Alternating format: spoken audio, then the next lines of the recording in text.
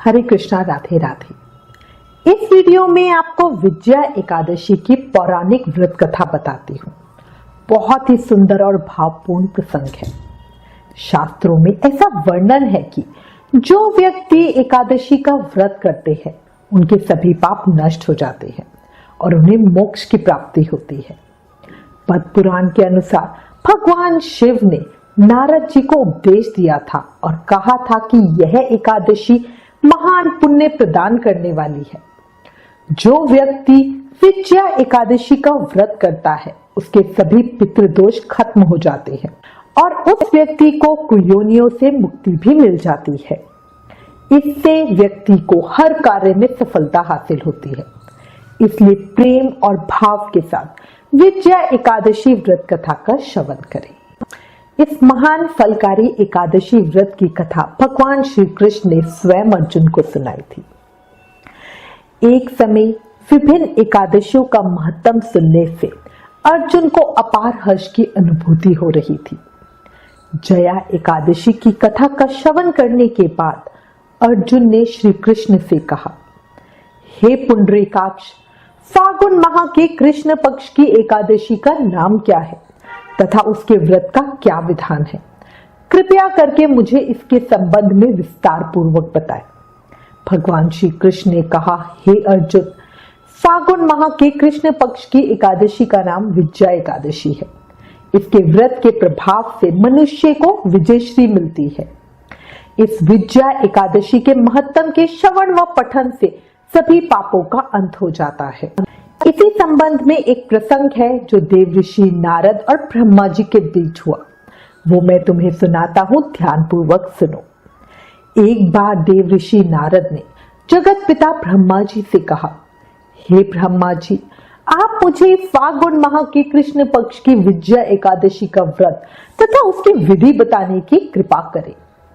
नारद जी की बात सुनकर ब्रह्मा जी ने कहा, हे पुत्र, विजया एकादशी का उपवास पूर्व के पाप तथा वर्तमान के पापों को नष्ट करने वाला है। इस एकादशी का विधान मैंने आज तक किसी से नहीं कहा, परंतु तुम्हें बताता हूं। यह उपवास करने वाले सभी मनुष्य को विजय प्रदान करने वाली एकादशी है। अब श्रद्धा पूर्वक कथा का श्रवण करो। श्री राम को जब 14 वर्ष का वनवास मिला तब वह भ्राता लक्ष्मण तथा भार्या सीता सहित पंचवटी में निवास करने लगे। उस समय महापापी रावण ने माता सीता का हरण कर लिया। इस दुखद घटना से श्री राम जी तथा लक्ष्मण जी अत्यंत दुखी हुए और सीता जी की खोज में वन वन भटकने लगे। जंगल जंगल घूमते हुए वे मरण सन जटायु के पास जा पहुंचे। जटायु ने उन्हें माता सीता के हरण का पूरा वृतांत सुनाया और भगवान श्री राम के गोद में प्राण त्याग कर स्वर्ग की तरफ प्रस्थान किया। कुछ आगे चलकर श्री राम व लक्ष्मण जी की सुग्रीव जी के साथ मित्रता हो गई और वहां उन्होंने बाली का वध किया। श्री राम भक्त हनुमान जी ने लंका में जाकर माता सीता का पता लगाया और माता से श्री राम जी तथा महाराज सुग्रीव की मित्रता का वर्णन भी सुनाया। वहां से लौटकर हनुमान जी श्री रामचंद्र जी के पास आए और अशोक वाटिका का सारा वृतांत उन्हें कह सुनाया। सब हाल जानने के बाद श्री रामचंद्र जी ने सुग्रीव की सहमति से वानरों तथा भालुओं की सेना सहित लंका की तरफ प्रस्थान किया।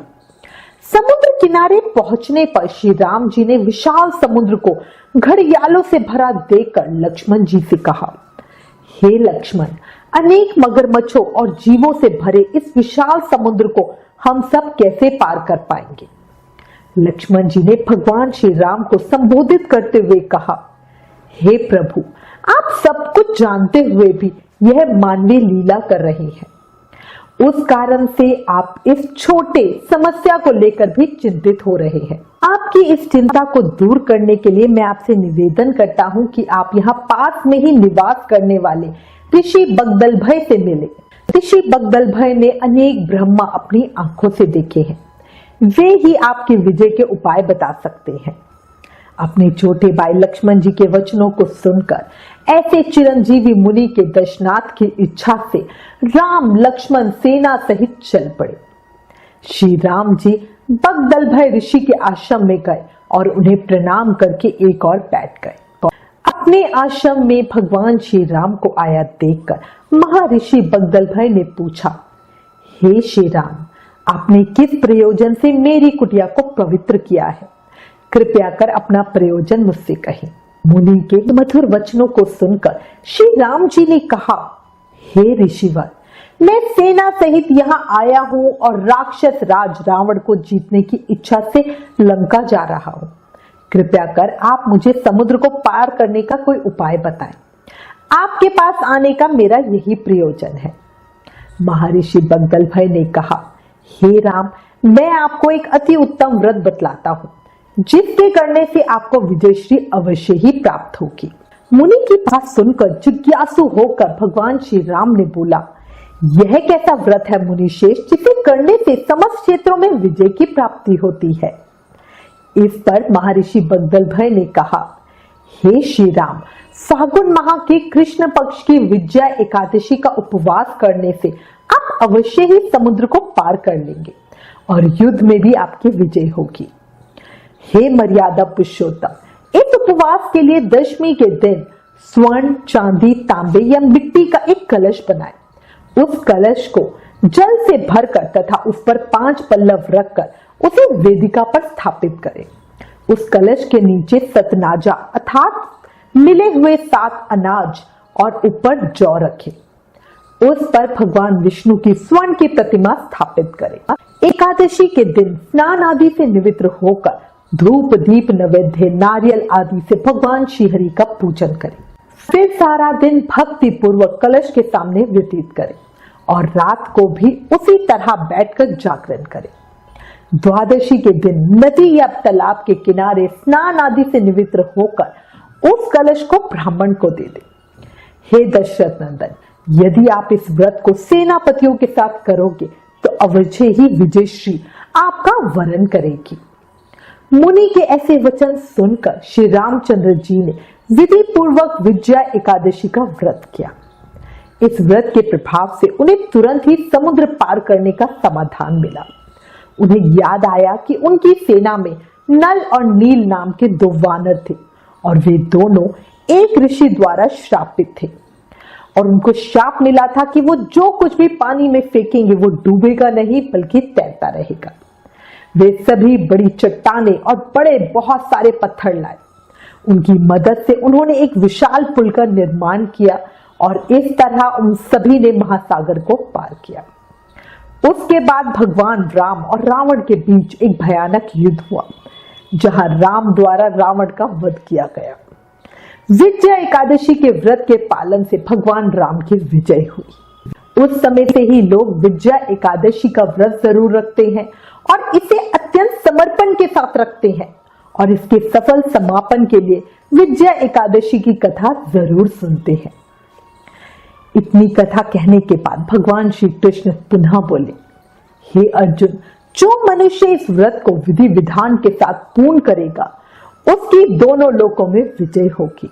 श्री ब्रह्मा जी ने नारद जी से कहा, जो इस व्रत का महत्तम श्रवण करता है या पढ़ता है उसे वाजपेयी यज्ञ के फल की प्राप्ति होती है। एकादशी कथा महत्तम समाप्तम। एकादशी व्रत की इस महान कथा से हमें सीख लेते हुए ये याद रखना चाहिए कि भगवान विष्णु का किसी भी रूप में पूजन भक्त की सभी इच्छाएं पूरी करने वाला होता है।